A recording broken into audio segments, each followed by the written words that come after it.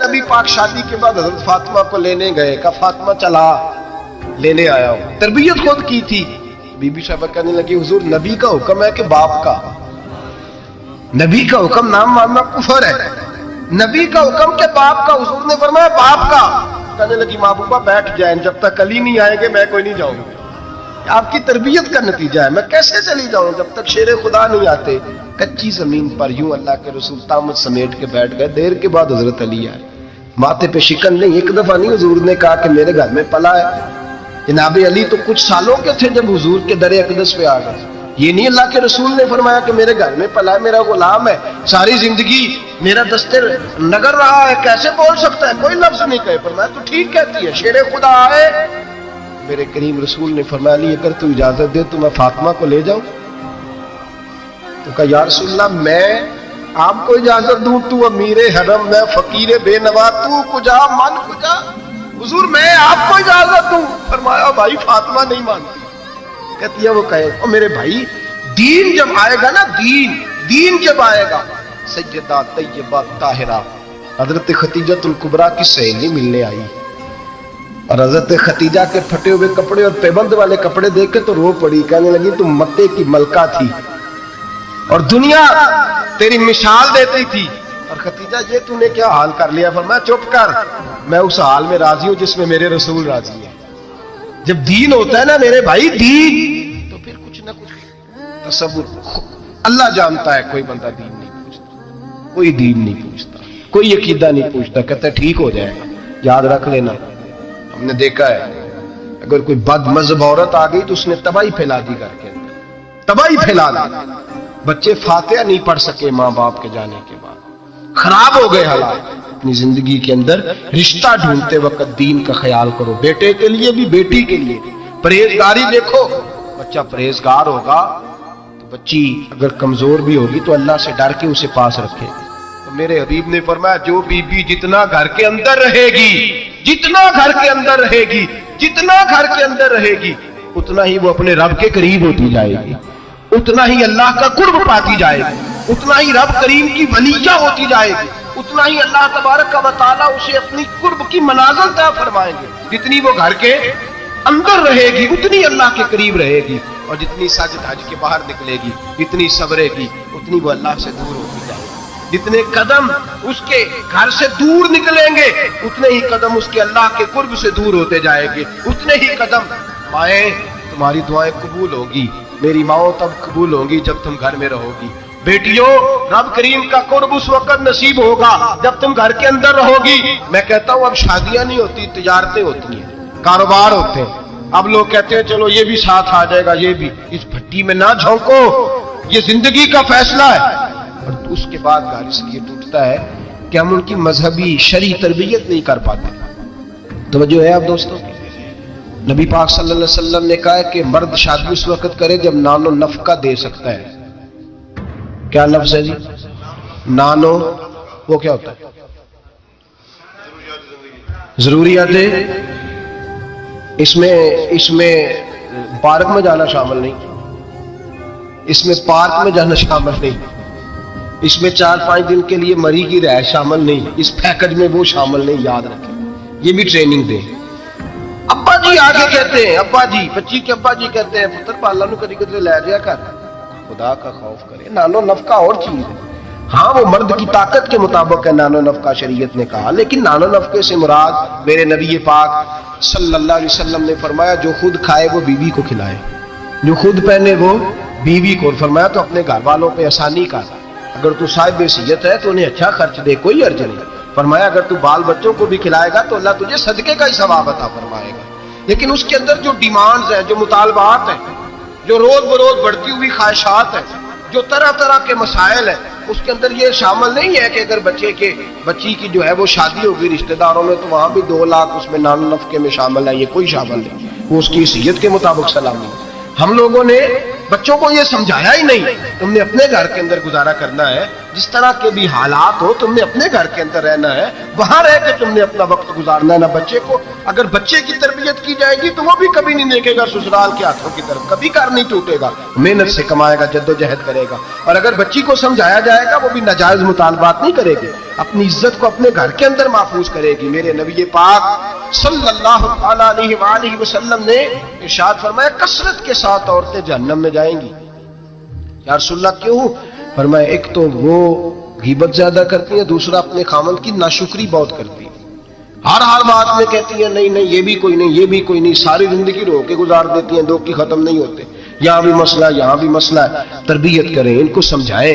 وہ گھر ٹوٹ جاتا ہے جس گھر کے اندر ناجائز مطالبات ہونے لگتے ہیں، وہ گھر ٹوٹ جاتا ہے۔ درجنوں لوگ ایسے ہیں جو سوسائٹی میں آگے بڑھنے کے لیے ڈاکو بن گئے، بیسیوں لوگ ایسے ہیں جو معاشرے کے برابر ہونے کے لیے قاتل بن گئے۔ زمانے میں آپ کو بے حساب اور لاتعداد لوگ ایسے ملیں گے جو اپنے گھر والوں کے مطالبات پوری کرنے کے لیے اپنی زندگی داؤ پہ لگا گئے، نشہ بیچا، گلے کاٹے، انہوں نے خون بہائے، انہوں نے ظلم کیے۔ نہ ایسے مطالبات کی عادت بنائیں، اپنے گھر کے اندر فقر کے ساتھ، درویشی کے ساتھ گزارا کرنا سیکھیں۔ میرے نبی پاک سید عالم صلی اللہ علیہ وسلم نے نان نفقہ مرد کی حیثیت کے مطابق رکھا ہے۔ عورت کو کہا ہے کہ تو اس لیول کے اندر رہ کے اپنے اوقات کو صرف کرے گی، نہ بچوں کو اتنی بڑی بڑی عادات کا شکار کرے کہ بعد میں ان کے معاملات بگڑ جائیں۔ میرے حبیب پاک صلی اللہ علیہ وسلم نے فرمایا مرد پر اس کی طاقت کے مطابق ہم نے ڈالا۔ دوسری بات یہ کہ جب پہلی بات یہ کہ بنیاد ٹھیک نہ ہو تو گھر ٹوٹ جاتا ہے، دوسری بات یہ کہ جب مطالبات ضرورت سے زیادہ ہو، وہ مرد کے ہوں یا عورت کے ہوں، پھر بھی گھر قائم نہیں رہتا۔ عورت سے جو مرد مطالبہ کرے گا وہ بھی اس کی طاقت، اس کی ہمت کے مطابق اس سے مطالبہ کرے گا، اس سے زیادہ کوئی مطالبہ وہ نہ کرے۔ عورت بھی جو مطالبہ، اس بات کو آپ سمجھیے ذرا، اس کی وضاحت نہیں ہو سکتی، اس اشارے کو سمجھیے۔ مرد بھی بیوی سے اس کی طاقت سے زیادہ مطالبات نہ کرے، اور عورت بھی اس سے کوئی ایسا مطالبہ نہ کرے جو مرد پورا نہ کر پائے۔ میرے حبیب پاک علیہ السلام نے بقدر ضرورت ان پر فرائض رکھے۔ پھر آگے بڑھیے، گھر کے ماحول کے اندر باہر والی ٹینشنیں کبھی نہ لے کے جائیں ورنہ گھر ٹوٹ جاتا ہے۔ جو باہر کی ٹینشنیں ہیں نا ان کو باہر چھوڑیں۔ زندگی میں جو آدمی کسی کی غلطی کسی پہ ڈالتا ہے وہ بہت بڑا ظالم جابر ہوتا ہے۔ میاں صاحب کہتے ہیں اوہو گھر آئے، وہ بچے بیچارے ترس رہے تھے کہ ابا جی گھر آئیں گے تو ہم ان کے گلے پہ پکڑیں گے، کودیں گے، مطالبہ کریں گے، آئس کریم منگائیں گے، خوش ہوں گے، اور یہ صاحب گھر گئے تو کہتے ہیں پرا لے جا، میں بڑا تھکے آیا ہوں، میرے نیڑے کوئی شے نہ آئے۔ کیوں بھائی کیا طوفان تھا جو باہر آپ نے تھمایا؟ کون تھی ایسا پہاڑ تھا جو ساتھ توڑ کے نہر دودھ کی نکال کے آئے ہیں؟ تھوڑے ٹھنڈے رہے، یہ بھی آپ کی ذمہ داری ہے، اس پر بھی آپ نے توجہ کرنا ہے۔ مہربانی کریں، خامہ صاحب گھر پہ آتے ہیں پیچھے پیچھے ہٹ جاؤ، تمہیں پتہ نہیں کہ کوئی گھر کے اندر افلاطون آ گئے، ایسے ہی کوئی گھر میں میری مرضی کے خلاف بول پڑا تو میں ادھیڑ دوں گا، سیدھے ہو جاؤ بس۔ بچے بھی سہمے ہوئے ہیں، بیوی بھی کھانا رکھ کے تو بھاگ گئی ہے کہ اس کے ساتھ بات کوئی نہیں کرنی، تاروں میں کرنٹ بڑا سخت ہے کہ کوئی جالی نہ مرے۔ ایسا نہ کریں اپنی زندگی کے اندر، یہ رونے کی بات ہے، اس پر غور کریں۔ ہم کیا کرتے ہیں؟ ہم اس کے اندر باہر کی ساری ٹینشنیں گھر لے آتے ہیں۔ میرے حبیب پاک سید عالم نور مجسم سیدہ طیبہ طاہرہ حضرت عائشہ صدیقہ فرماتے ہیں حضور گھر آتے تو ہنستے ہوئے آتے، اور گھر کا کوئی کام نہیں ہوا ہوتا تو حضور پکڑ کے کرنا شروع کر دیتے۔ اور یار یہ میرے نبی پاک کی اس مزاج کے اس اعلیٰ حسن کو سمجھو، ایسا کوئی محبوب کہیں ہوگا نہ کہیں ہے، بیٹھا ہے چٹائی پہ مگر عرش نشیں ہے۔ محبوب ایک کے ساتھ بیٹی رہتی ہے، ساتھ حضور کے گھر کے متصل حضرت فاطمہ کا گھر ہے۔ میرے کریم ایک دن گئے، فرمایا فاطمہ تیاری کرنا، آج میں نے تیرے گھر میں سونا ہے۔ ساتھ ہی تو رہتے ہیں، کیا ضرورت ہے؟ لیکن حضور نے گھر کا ماحول اندر کا خوشنما بنا، تیرے گھر سونا ہے۔ حضرت فاطمہ کہتے ہیں حضور میرے گھر آئے، چارپائی پہ لیٹے تو اللہ کے رسول نے فرمایا بچے دونوں میرے ساتھ سوئیں گے، حسن ادھر سوئے گا، حسین ادھر سوئے گا، کہ میرے ساتھ سوئیں گے دونوں شہزادے۔ فرماتی آدھی رات کا وقت ہوا تو حسن اور حسین دودھ مانگنے لگے تو حضور نے فرمایا فاطمہ اٹھ، حسن کو تو دودھ ڈال کر دے، حسین کو میں دیتا ہوں۔ گھر کے اندر میرے نبی پاک شستگی والا مزاج، خوبصورتی والا، پیار والا مزاج بنا کے رکھتے تھے۔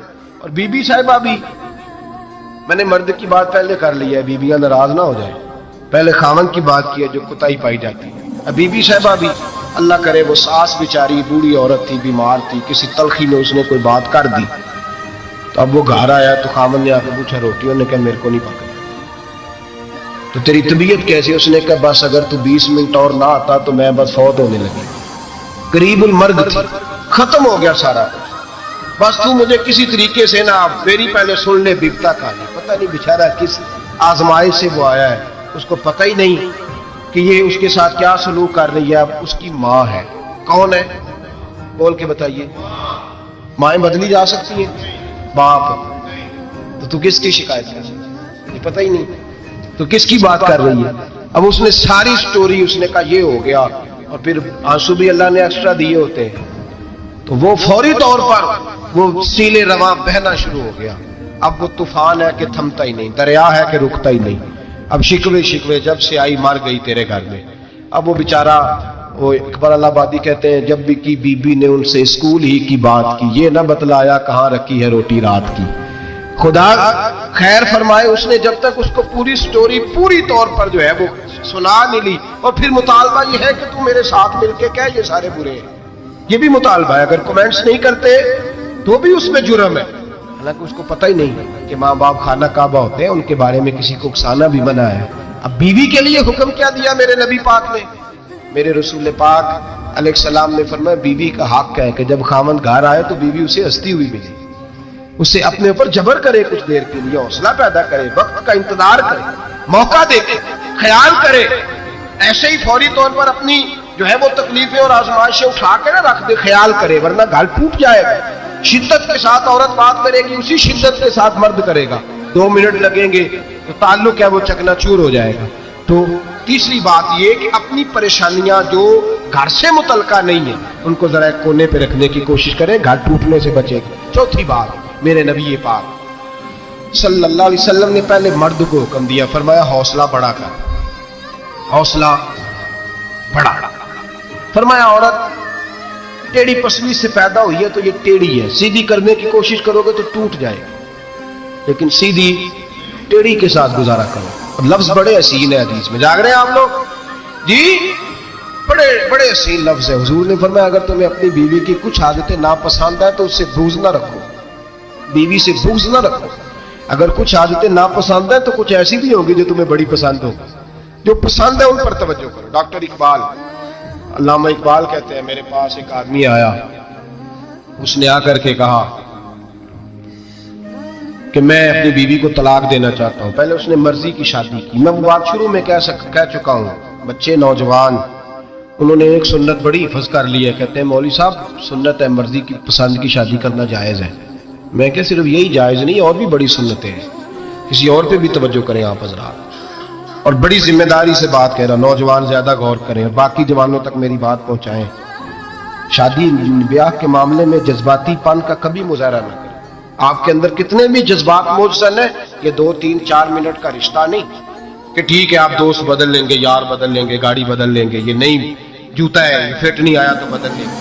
یہ زندگی بھر کا معاملہ ہے. اس میں بزرگوں کی، سیانوں کی اور حکمت والے لوگوں کی رائے لیں، اس کو سمجھیں، پرکھیں، پھر نکاح کا فیصلہ کریں. اس کو کبھی جذباتی نہ لینا. زندگی نوجوان جذباتی ہو کے معاشرے کا، میڈیا کا شکار ہو کے شادی کرتے ہیں، پھر اسی تیزی کے ساتھ وہ ان رشتوں کو توڑ دیتے. میرے نبی پاک صلی اللہ علیہ وسلم نے فرمایا بغض نہ رکھو. کچھ عادتیں اگر ناپسند ہیں تو کچھ ایسی بھی ہوں گی جو تمہیں پسند ہوگی. ڈاکٹر اقبال کہتے ہیں ایک شخص میرے پاس آیا، میں لندن میں وکالت کرتا تھا. اس نے آ کے کہا کہ بیوی کو طلاق دینی ہے. میں نے کہا میں تجھے جانتا ہوں، تم نے تو پسند کی شادی کی ہے. کہا ہاں، اب میں طلاق دوں گا. کہتے میں نے اس کو کہا کہ بھائی تو سمجھ جا، کوئی بات نہیں، انسانوں کے اندر اختلاف رائے ہو جاتا ہے، تو نہ ایسا کر. نہیں جی مجھے دینی ہے. کہتے اس کے گھر والوں نے بھی سمجھایا، حتیٰ کہ بچی نے بھی معافی مانگی کہ مجھ سے بھول گئی تھی، میں غلطی ہو گئی، معاف کر دے. اس نے کہا نہیں، اب فیصلہ کر لیا تو کر لیا. کہتے اب میں تو وکیل تھا، میرا پیشہ تھا، جب اس نے مجھے کہا تو میں نے کیس دائر کر دیا. بحث ہوئی، فیصلہ جوان کے حق میں آنے لگا. طلاق کا وقت قریب آ گیا. جس دن فیصلہ ہونا تھا اس دن رات کو میرے پاس آیا، کہنے لگا سویرے کیس واپس لے لیں، میں نے نہیں طلاق دے دی. میں نے کہا کیا ہوا؟ کہنے لگے اقبال یار عجیب بات ہوئی ہے، مسلمانوں کے رسول کی ایک حدیث پڑھ لی ہے، نبی پاک علیہ السلام کا ایک فرمان پڑھ لیا ہے. اب وہ کیا کہا؟ حضور نے فرمایا اگر تمہیں اپنی بیوی کی بہت ساری عادتیں ناپسند ہو، ادھر دیکھو جو پسند ہے. تو وہ کہنے لگا یہ حدیث پڑھ کے میں نے غور کیا ہے، یورپ کے اس گندے معاشرے میں رہتی ہوئی میری بیوی اس برے معاشرے میں رہتی ہوئی بد خلق ہے، بد اخلاق ہے، کام کاج نہیں کرتی، ساری چیزیں ہیں، لیکن جہاں اجازت ہے 18 سال کے بعد عورت اپنی مرضی سے جس کو مرضی لڑکے کو دوست بنا سکتی ہے، لیکن اس کا سوائے میرے کسی اور کے ساتھ کوئی تعلق نہیں۔ اس گندے معاشرے میں یہ اس کی عادت کتنی پاکیزہ ہے کہ سوائے میرے کسی اور طرف نہیں دیکھتی۔ حضور کی حدیث نے مجھے اس کی اس اچھی عادت پر مائل کر دیا ہے۔ اقبال کہنے لگے اچھا اب میرے نبی نے تجھے مائل کیا ہے تو میں نہیں سویرے تیرا کیس واپس لوں گا۔ تو کیوں نہیں لے گا؟ کہنے لگے پہلے کلمہ پڑھ میرے رسول کا مسلمان ہو جا، پہلے کلمہ پڑھ نبی پاک کا جنہوں نے تیرا گھر ٹوٹنے سے بچایا ہے۔ تو میرے بھائی مرد حوصلہ کرے، دلیری کرے۔ اگر وہ کہے نا کہ میں صاحب بہت بڑا ایسا ہوں تو میں بہرحال یہ ٹیڑھی لکڑی ہے اس کو سیدھا کرنے کی کوشش کرے گا تو ٹوٹ جائے گی۔ حوصلے کے ساتھ، دانائی کے ساتھ، حکمت کے ساتھ مرد زیادہ حوصلہ کرے گا، معاف کرے گا، بار بار معاف کرے گا تو گھر بچے گا۔